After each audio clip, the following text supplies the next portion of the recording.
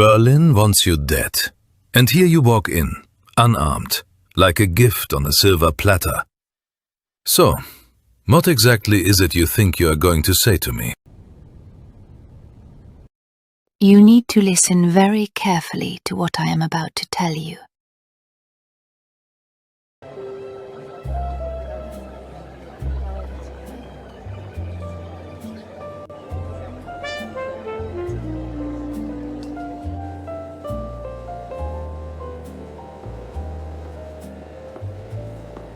You have been watching me for 22 minutes.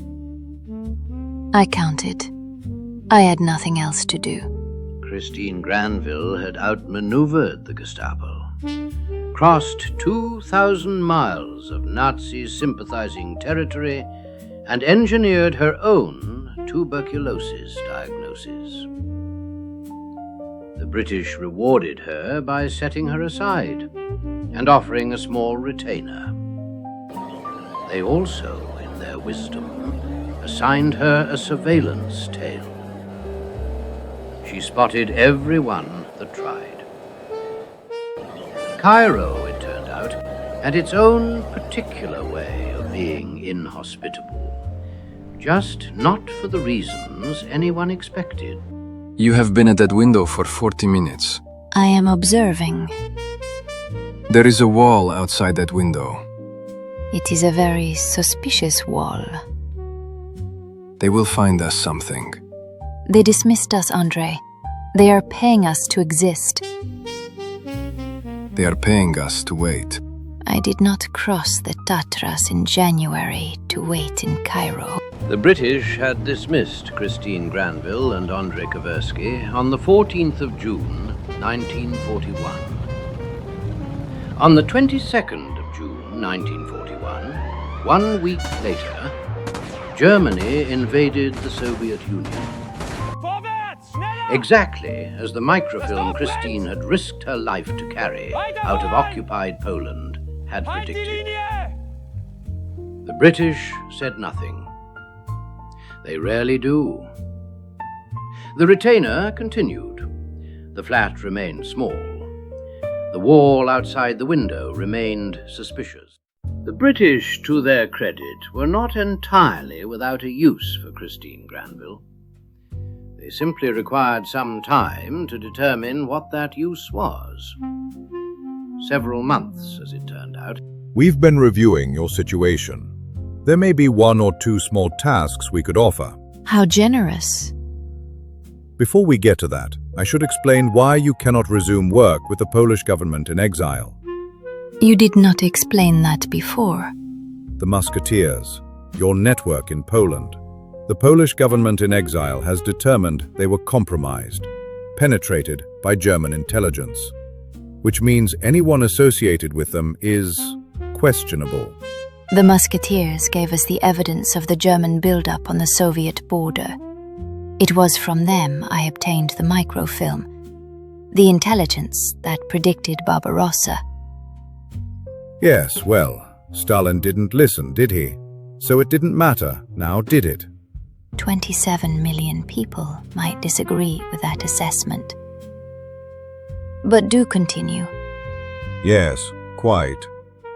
The tasks. First, Syria. Intelligence gathering. Contacts in the region whose allegiances remain unclear. We need eyes on certain networks operating there. People whose loyalties to the British operation we cannot currently verify. I speak French. I know the region. When do I leave? There is a second component. Here in Cairo, certain contacts whose loyalties we find unclear. Polish intelligence operatives, others. We need to know where they stand, who they report to, whether their commitment to the British operation is complete. Given that some of these individuals have been not entirely kind about your own situation, about the questions surrounding your background, I imagine you might find it satisfying to have a clearer picture of their activities. You are asking me to spy on my own people because you believe I wish revenge on them.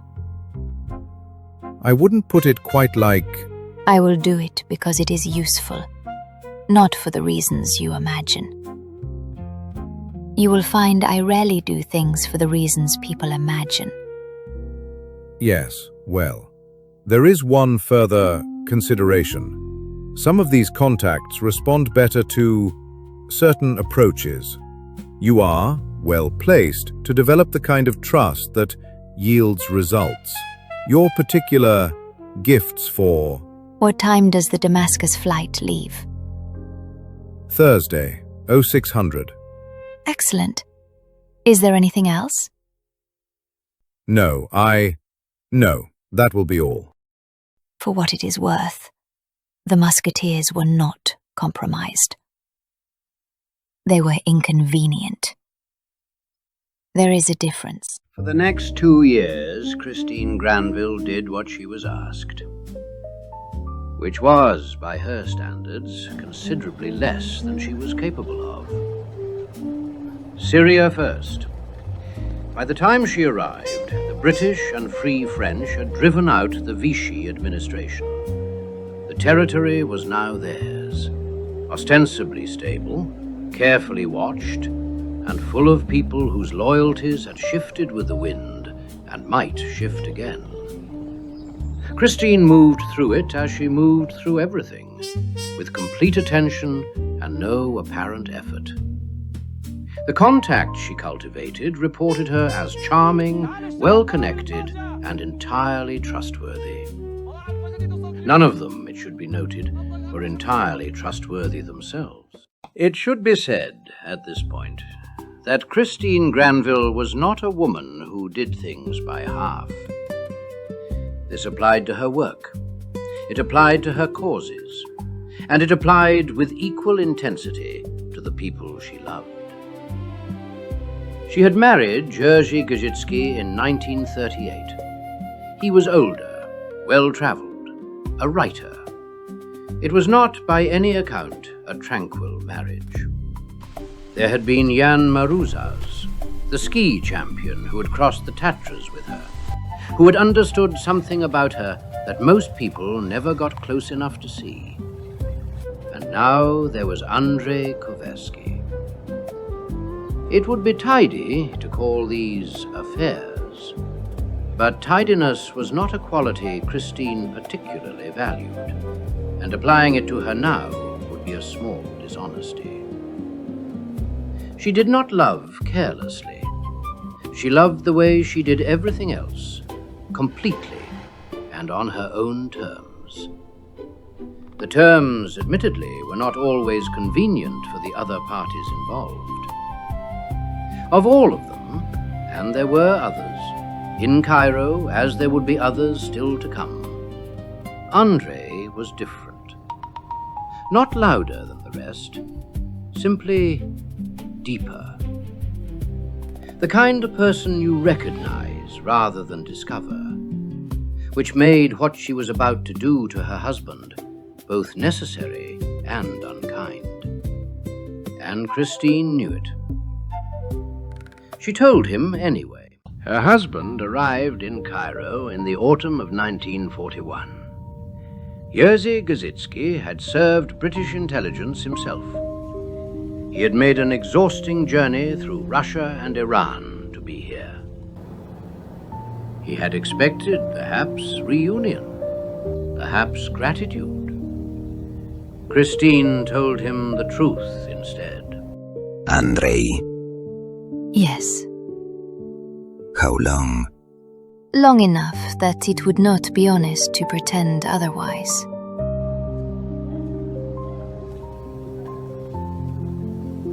Was any of it real? Any of it at all? All of it was real, Jerzy. Every moment of it. Christine Granville was not by temperament a woman who waited. Cairo, however, had given her considerable practice. For nearly 2 years she had pushed, written letters, requested meetings, made her case to men who nodded politely and filed her paperwork somewhere it would not inconvenience anyone. The objections were administrative rather than personal. She was stateless. Her Polish passport carried the weight of a country that no longer existed in any form the British recognized.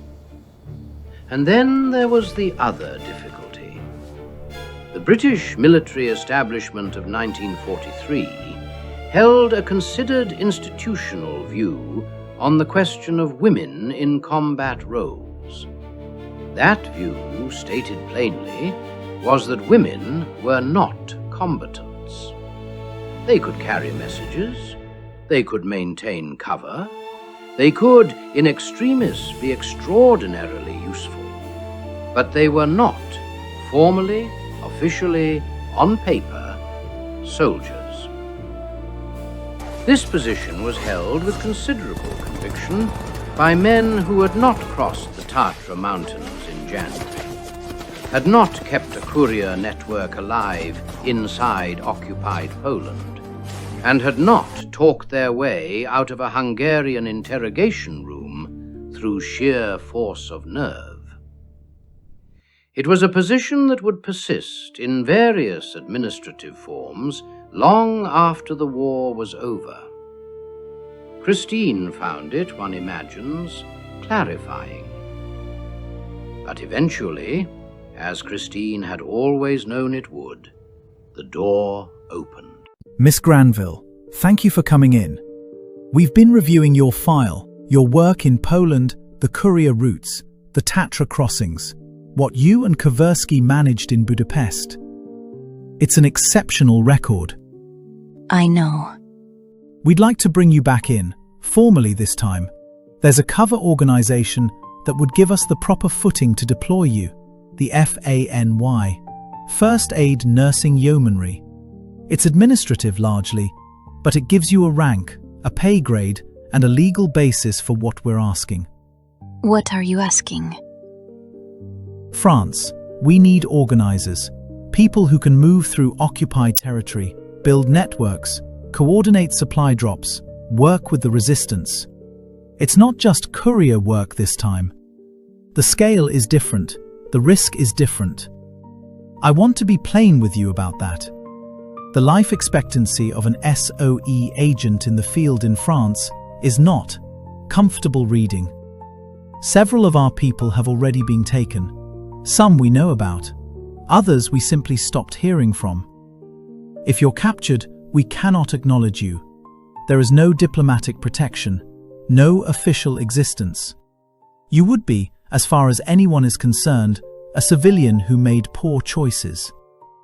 The Germans are not gentle with people they believe to be spies.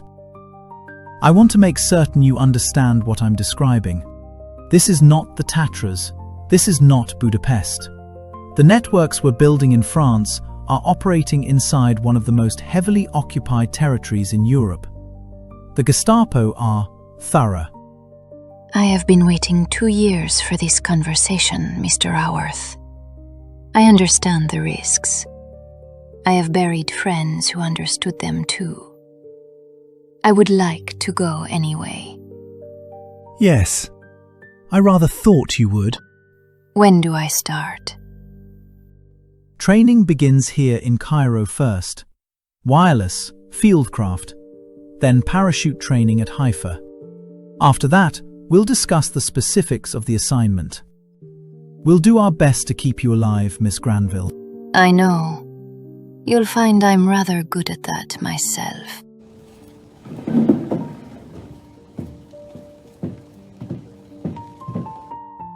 Patrick Howarth would reflect on this meeting for the rest of his life.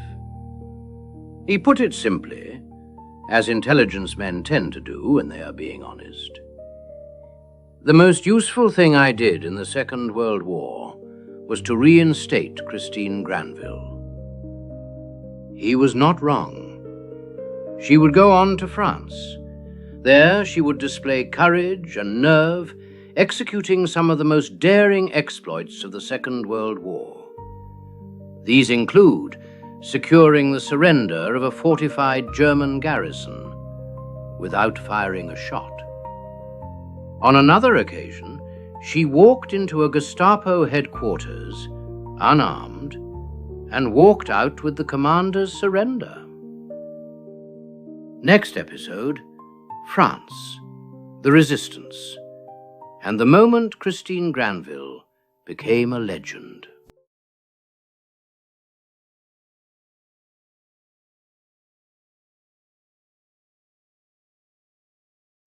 I was born for this.